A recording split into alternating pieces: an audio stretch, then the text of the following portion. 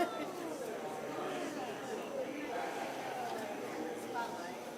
a spotlight.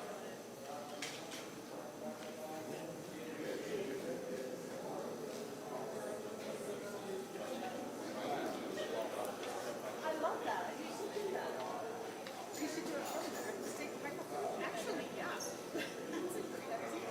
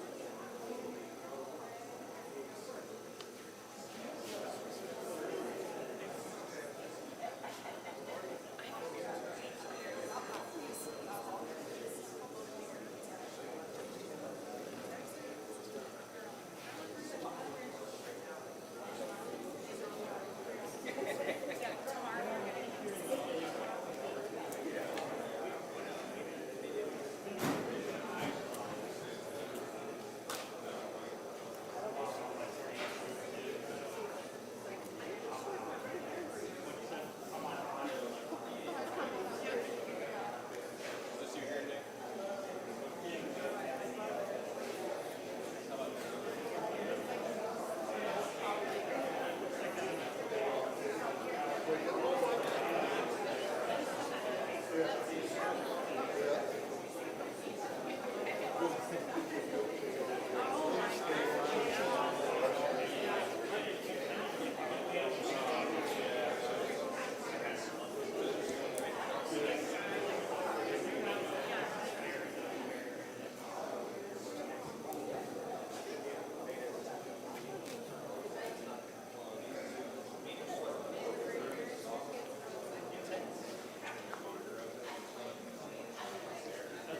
need a mic check? Check the mic, 1, 2, 3, check the mic, 1, 2, 3, check the mic, 1, 2, 3. We're gonna be started here in the next 3 minutes, about the next 3 minutes, folks. So if you're speaking or one of the folks that are gonna be available for questions, if you could please make your way up front here.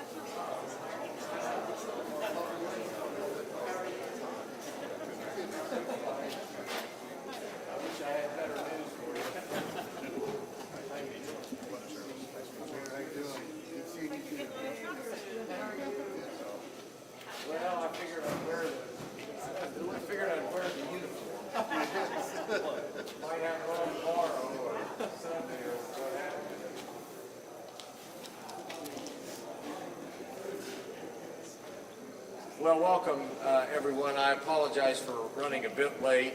It's been a very hectic day, and I think we're in for a busy weekend. Let me just make a few opening remarks and then turn it over to the professionals from the Weather Service and from our public safety personnel and our DPW personnel. The National Weather Service has issued a winter storm warning for Indianapolis. We are expecting, I'm trying to be optimistic here, 6 or more inches of snow, and I know you might think that that's not optimistic, but I think the Weather Service may have other forecasts that they're happy to share with you. We are expecting 6 or more inches of snow starting on Saturday and continuing into Sunday night. With me today are leaders from Indy DPW, the National Weather Service, AES Indiana, and our first responders. And they will be able to provide an update on the expected impacts of the upcoming weather. The city and our partners are preparing for this storm. And that's why we gathered today when there's really no snow on the ground yet, but we know it's coming. And I want to thank our AFSCME Local 725 and Local 3131, the DPW crews and first responders for all of that advanced preparation. And this conference is designed to give the residents of Indianapolis fair warning and a heads up as to how challenging the weather over the course of the weekend may be. Now, the folks that you see over here working, frankly, will be out in the frigid cold, doing all that they can to keep our neighbors safe and our roads clear. But I think it's important to emphasize that on a weekend like this weekend, an evening like the upcoming one, and then into tomorrow, everyone in our community has a role to play for the health and well-being and fitness, the safety, the passability of our roads that will be upcoming this weekend. First, I want to caution residents of our city that road conditions are expected to be particularly hazardous on Sunday. And we are asking community members to avoid any and all unnecessary travel. If you must be out on the roads, please exercise extreme caution. Be mindful of other drivers. Be mindful of pedestrians. Be mindful of snowplows, ensuring that they have the space to work safely and effectively. And please note that first responders will also be impacted by this weather. And as a result, response times may be delayed. But as always, if someone is in immediate danger, call 911.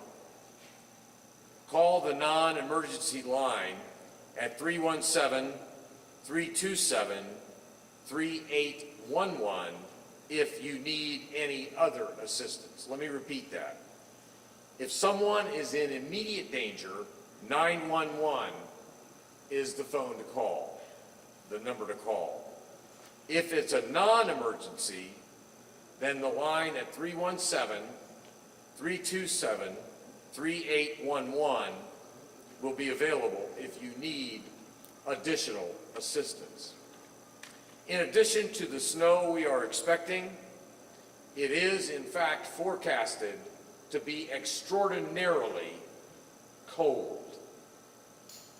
Please limit time outdoors and be sure to check in on your family, your friends, your neighbors, particularly those who may be elderly. You can call the Mayor's Action Center or 211 for resources. And we will continue over the course of the weekend to share updates as they become available. So enough from me. I will go ahead and turn things over to the professionals here. David Beechler with the National Weather Service for an update on the expected impact of this evening's weather. David. Thank you, Mayor. Good afternoon. Unfortunately, I wish I wasn't here with this bad news, but we do have a winter storm that's going to be impacting central Indiana, and it's a rather impressive winter storm at that. As the mayor said, we have a winter storm warning that will go into effect tomorrow at noon for central Indiana. That includes Marion County. And that will probably continue through all of Sunday night into early Monday morning. What we're anticipating is that the snow will begin as flurries sometime tomorrow midday and continue to increase in its intensity as we go through Saturday afternoon into the evening hours. There probably will be a wave where we'll have maybe a little bit of a lull that occurs early Sunday morning, and that'll probably be a little bit of a brief break, but don't let anybody fool you. That's just a brief break at that. We do anticipate a second wave to really be the most impactful, and that's going to occur late Sunday morning into the early afternoons on Sunday. But in addition to that, we also have really cold temperatures. And I can't reiterate that enough, that's going to be probably the most impactful besides just the snow, is the temperatures themselves. So if you are outdoors, please be very careful to limit your time that you're going to be outdoors. And if you are going to be outside, try to make sure you're covered up the best you can. But we are expecting the cold temperatures to really continue into all of next week. That's going to play an impact on a lot of different things. But the wind chills will also be ranging from 5 below zero to at times 20 below zero. So again, this is a rather impressive system that we have that's about ready to impact central Indiana. And the most important thing is to make sure that you're not outdoors unless you ultimately have to be outdoors and limit your time. So that is all I have right now. I'll pass it on.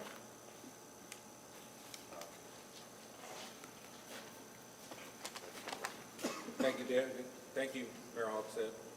Todd Wilson, Director of Indianapolis Department of Public Works. Beginning tonight at 11 p.m., Indy Snow Force crews will report to their garages and transition to rotating 12-hour shifts. A fresh team will come on duty at 11 a.m. on Saturday, tomorrow morning, and will remain fully staffed around the clock for the duration of this storm. As always, our initial focus will be on Priority 1 routes. Those routes include major thoroughfares, streets serving hospitals and fire stations, and will also be serving bridge decks and overpasses, which are especially vulnerable to icing. This will be a challenging weather event for our crews. Extremely cold temperatures will put added strain on both the equipment and personnel. The cold temperatures will significantly reduce the effectiveness of salt as a de-icing agent. When temperatures reach the point where the salt is no longer effective, crews will suspend salt application and adjust operations accordingly. That decision is made for safety and efficiency and a responsible use of materials. I want to reinforce what Mayor Hogsett said. Travel on Sunday is expected to be hazardous, and we strongly urge residents to stay off the roads unless travel is absolutely necessary. Our teams will be monitoring conditions continuously, and we will provide updates as the storm develops. At this time, we do anticipate deploying contracting crews to assist our residential streets. Those contractors are on standby at this time. However, it is still too early for us to determine what exactly time we will deploy those contractors. Once that decision is made, we will notify the media, post updates on social media, and send alerts to our email subscribers. I'd also like to take a moment to highlight the Snow Buddies program, made possible by the Mayor's Office of Disability Affairs. If you are unable to shovel your sidewalk or walkway, or if you are willing to help a neighbor who may need assistance, you can find a sign up through indy.gov. It's a simple way to support one another during severe weather. Finally, I want to thank our Operations and Fleet Services teams. This marks the 9th call out for significant winter weather since early November. The members of ASPE Local 725 and 3131 continue to step up when the city needs them. Their dedication does not go unnoticed. And with that, I'd like to introduce Claire Rice, the Senior Director of Community Affairs and Impact from AES Indiana.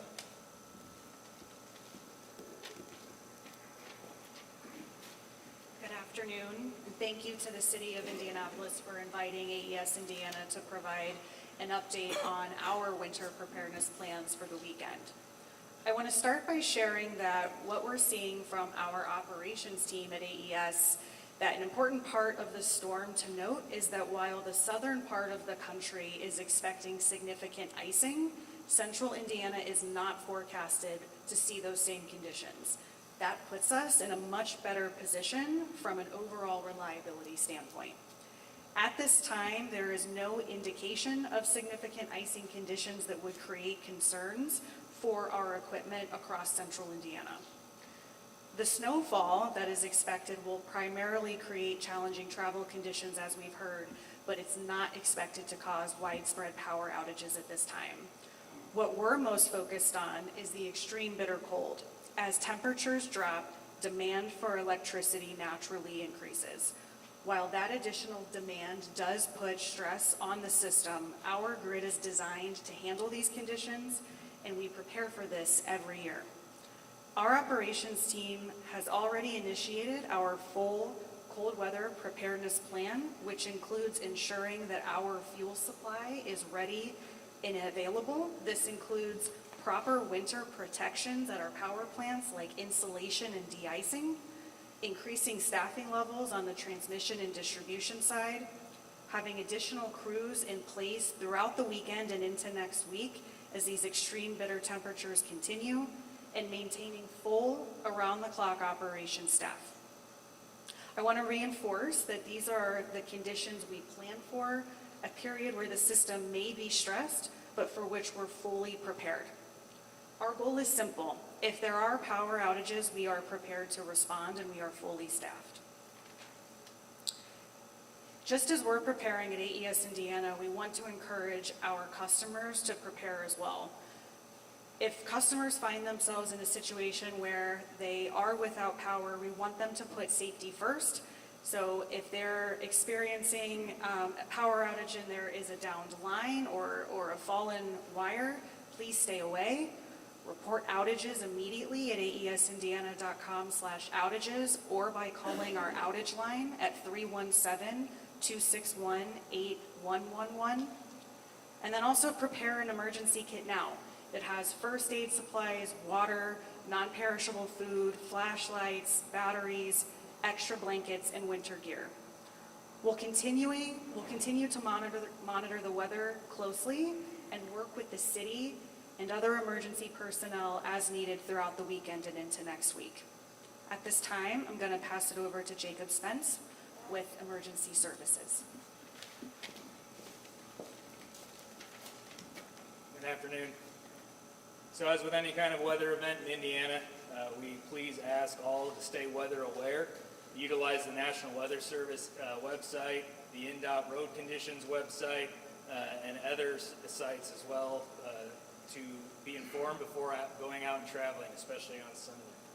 Conditions can change very quickly in a time like this, and it will depend very much on the rate of snowfall. We will work with our partners at DPW and Public Safety and National Weather Service to keep our travel status within Marion County up to date, which can be found at the IDHS website in the state of Indiana. But it doesn't always keep up depending on how quickly conditions can change. So just be weather aware and be mindful of that. Before you leave your house, also make sure that you're aware of cancellations and closings. We've already been in contact with a number of venues and a number of events that are going on, and they're already starting to cancel, especially on Sunday. Some are still going on Saturday.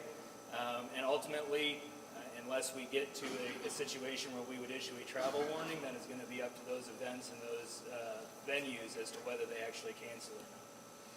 As we just heard, please be prepared for both your home and your vehicle. In the case of a power outage, please report that immediately so that we can track and be aware of it, especially in the case of a large-scale outage if we were to have one of those. If you use space heaters, please remember to use them accordingly, keeping them away from combustible items and make sure they are attended at all times, and only to burn appropriate items in your fireplace and not burn something that isn't supposed to be in there. Make sure that you have your vehicle or vehicles full of gas if you can, which can also be used as a heating area to get temporary heating, but make sure that you always use those outdoors, not within your garage or a closed space like that. When it comes to your vehicles, just like your home, please make sure you have an emergency kit in your vehicle. Recommendations are to have a small amount of snacks, water, your charge device, flashlight, shovel, first aid kit, jumper cables, extra clothes, and if possible, a portable charger for devices as well. If you must go out and travel, especially on Sunday, let a friend or family know where you're going and what your travel plans are. That way, if you have an issue, even though we don't live necessarily in a rural area, most of Marion County obviously is fairly urban. If you do get stranded somewhere, that at least someone knows where you are, and hopefully, we don't lose anyone and someone can be found.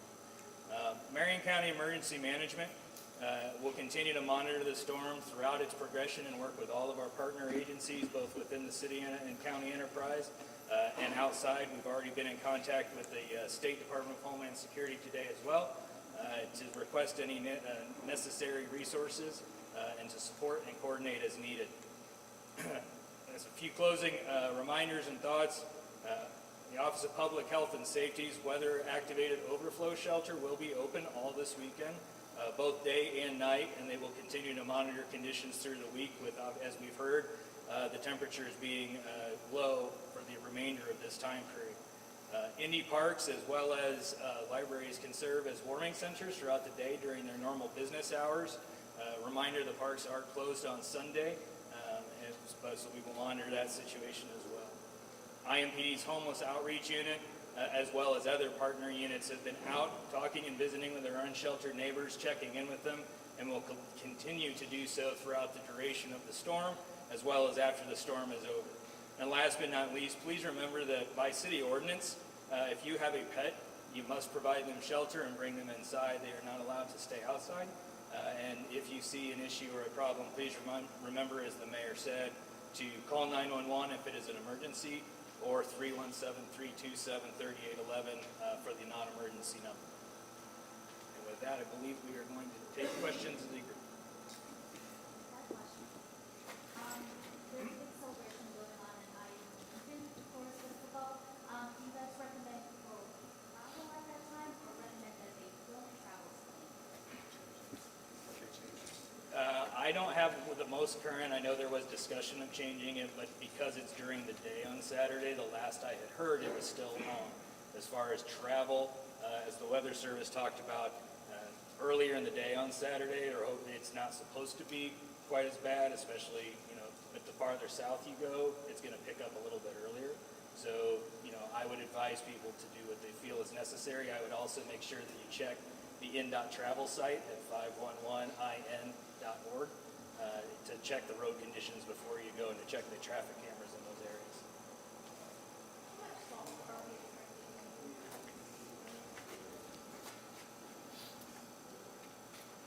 So the question was, how much salt do I anticipate to use for this weather event?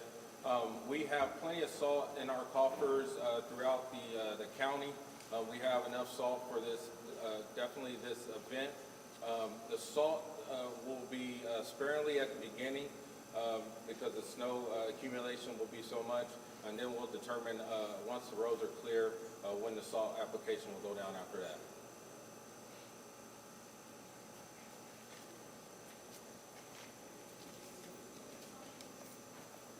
Covering of IMPD and IHE of this.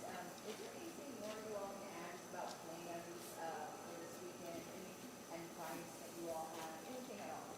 Well, I think the Indianapolis Fire Department, anytime that weather drops below zero is always challenging. But we do have policies in place too.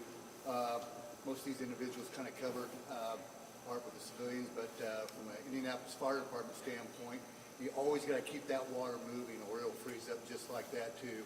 Frozen hydrants, AES has a technician that responds to all working fires and ensure that the hydrants are working properly. If we do come across a frozen hydrant, we just got to find another one that's working, unfortunately too. So we do have our challenges. Our response times are always down a little bit during this time, but other than that too, keeping our firefighters warm. We're accustomed to this. We know what's going to happen, and we're prepared for it. Yeah. During these kind of times, what are normally the kind of calls that you get? Is it heaters, maybe people? Yes, I think the AES representative talked about a lot of electricity being used and overloaded sockets, and then of course you have your space heater issues too, and Director Spence covered that too, kind of keep those away from combustibles and those sort of things too, but those are the problems that we do encounter during this time of year. Welcome. As Director Spence talked about, the homeless units been out, they were out today, they'll be out tomorrow, then they will be going back out because they're unhoused throughout the community, right? The temperatures are going to drop, as the National Weather Service said. It's devastating, right? When we go out, we put others at risk in the community. It's compounding, right? It's our linemen. As a son-in-law of a lineman, it puts those linemen at risk. It's putting the IMS at risk. It's putting the firefighters at risk. It's putting the law enforcement, whether that's state or local, IMPD, right? There's other jurisdictions within Marion County too, with Speedway and Lawrence and others. It puts us all at risk. So if you have to go out, that's a need, not a want, but a need to go out, then please plan accordingly. That's plan ahead. Look at that weather, that radar. We have this phone in our hand. Make sure you're watching those radars. Am I going to be able to get back home safely, or do I need to plan to stay somewhere? Right? It's packing that water, those snacks, the blankets. It's making sure you're in communication with someone who knows where you're going to be staying that night. We don't know. You could lose telephone, right? We go back to Blizzard of 78. This was nothing. We survived that. But this is a very different day and age, and we're so connected, we get very worried. We're going to get through this, and we're going to think about all those like south of us who are going to be hit really hard that don't have snow trucks and plow trucks, right? That don't have the preparation that we have. We have great services. Everybody up here, that we're working together. We're partners in this, and we're asking the community that IMPDs continue to ask to come and do their part, and that's stay off the road if you don't need to be out there. That's using that 211 if you just have some needs, but they're not emergencies. That's 911. We will get to you.